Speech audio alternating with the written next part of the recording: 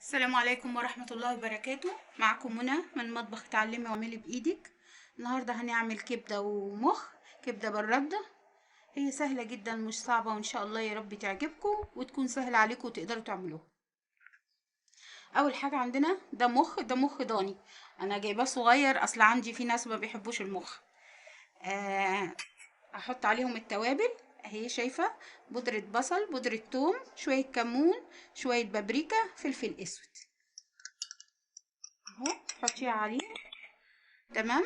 حطي شوية خل اهو، وعصرة ليمون.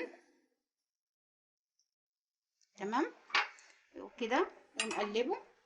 خلاص هو كده تسيبيه، انا ما بسلقوش، انا بعمله كده وهتشوفي بيبقى طعمه جميل جدا والله، ومش وحش. اهم حاجه انك بتنقعيه بس في ميه بليمون بخل. شايفه نضيف ازاي، مفيهوش اي حاجه. تمام. هنيجي للكبده.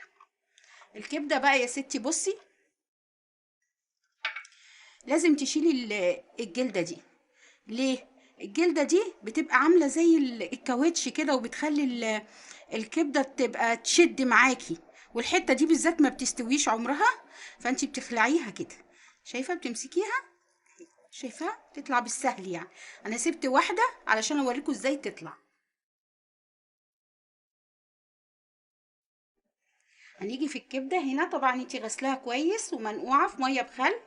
هتحطي عليهم شوية خل دول، وليمون. يعني هي الكبدة بتحب الليمون، تحطي ليمون كتير عشان يبقى ريحتها حلوة في الأكل. تمام. دي هنا عندنا بصلة، شايفاها أنا بشرها ازاي؟ ناعمة يعني، بصي مفيش. تعمليها في المبشرة اللي هي الضيقة جدا. خلاص بتحطيها. هنا عندنا توابل. ده كمون، دي بابريكا، فلفل اسود، بودرة بصل وتوم وملح. هي تتبيلتها بسيطة، مش ايه، مش هتدوخك. قلبي كله ببعضه وتركنيها في التلاجة زي ساعة ولا حاجة، عبال ما تشرب التتبيلة بتاعتها. ونرجع بعد كده ونشوف هنقليها في الردة ازاي.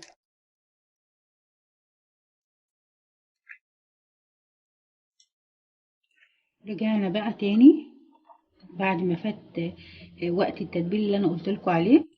هنا عندنا ردة اهي، ردة ناعمة، ودي معلقة نشا، ودي معلقة برضو دقيق. هنقلبهم مع بعض كده، وهنبتدي نغلف الكبدة بيها ونقليها في زيت سخن. هنخليها الاول على جنب عشان هنقلي الاول المخ. هنا ده المخ، حطينا عليه بيضة، بتقلبيه كويس في البيض. وعندنا بقسماط اهو، تاخدي منه كده بالمعلقة واحدة، تحطيها، خدتي بالك؟ تمام.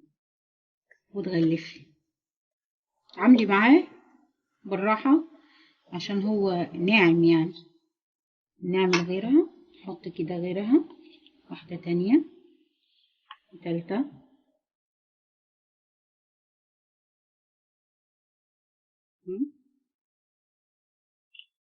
تيجي برضو تغلفي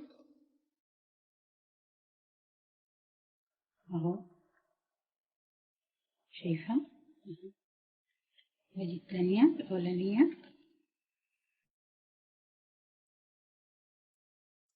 البقسماط ده محطوط عليه دقيق ونشا وجنزبيل وفلفل اسود وملح. يعني انا بجيبه وبطحنه في البيت. نكمل الباقي.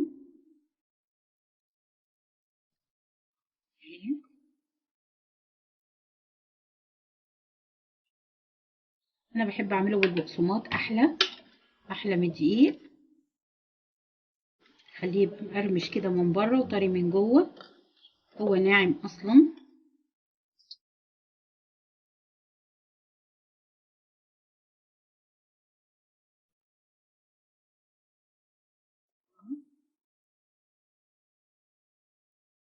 نخلص الكمية ونروح نقلي على البوتاجاز، وهنشوف هنكملهم ازاي بنعمل الكبدة. اوريكم علشان ما نروح على البوتاجاز ما نرجعش تاني. في مكان بتقلبي كويس، اهم حاجة تخليهم كلهم في بعض. هنا بقى مش هنستعمل شوكة، لازم نستعمل ايدينا علشان تتكي كويس على الكبدة.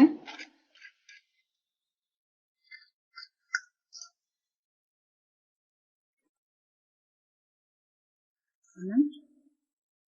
نخرج الكبدية اهي من الخليط.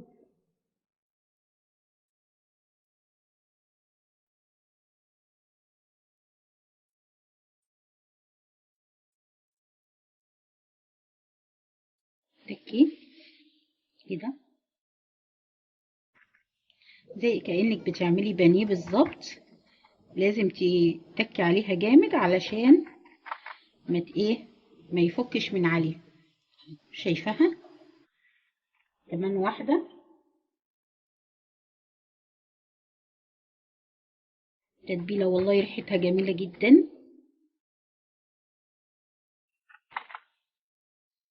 اهو. شايفة؟ تمام. خلص المقدار كله للمخ وللكبدة ونروح على البوتاجاز ونشوف هنقليهم ازاي.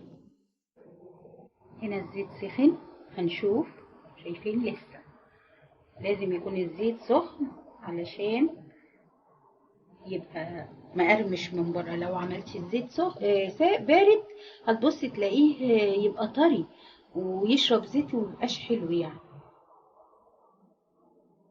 فاهمة؟ هو المخ بنقلي المخ الاول علشان الكبده بتغمق الزيت، فاحنا بنقليه الاول اهو.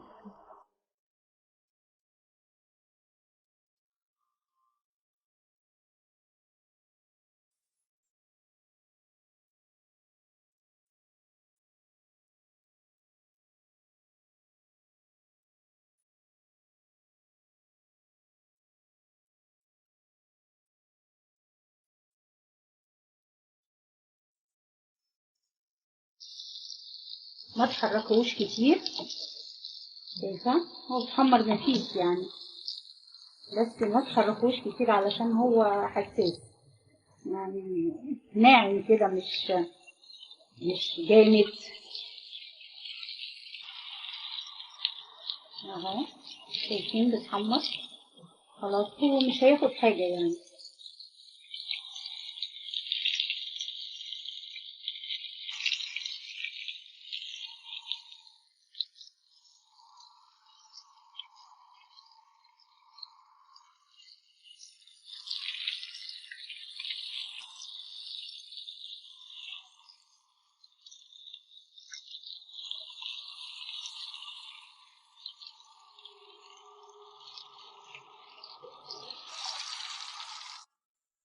هنبتدي نحط الكبدة.